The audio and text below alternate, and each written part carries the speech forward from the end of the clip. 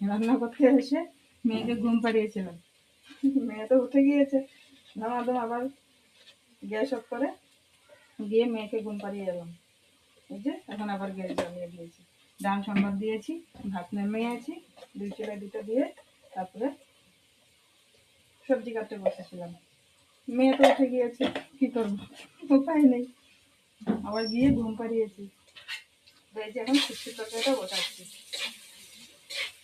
মশলা পেঁয়াজ ভালো করে কষিয়ে নিচ্ছি, টমেটোটা দিয়ে দেবো।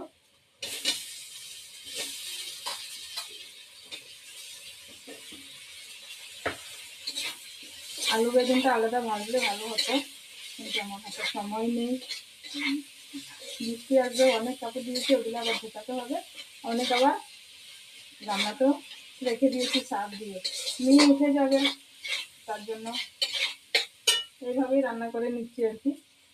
আর বানাবো আমের চাটনি, আমের চাটনিও বলতে পারো, আমের ভর্তাও বলতে পারো। আর বানাবো এখন, দেখবে তোমরা, তোমাদের সামনে করবো। বেগুন আলুটাও একসঙ্গে টমেটো মশলা একসঙ্গে ভালো করে কষিয়ে নিচ্ছি, ভালো করে ভেজে নেবো আর কি। আমি এক্সট্রা ভাজিনি, তার জন্য আমি অন্য সময় আলু বেগুন যা সবজি দিই এক্সট্রা করে ভেজেই খাই, তারপরে মশলা কষিয়ে তারপরে তরকারি রান্না করি। আমার চ্যানেলে আসে, তোমরা ঘুরে আসতে পারো আমার চ্যানেলে গিয়ে। ওটা ভালো করে মজতে থাক, স্টিম কমিয়ে দেবো। চলো আমের চাটনিটা করে নিই, আমের ভর্তা।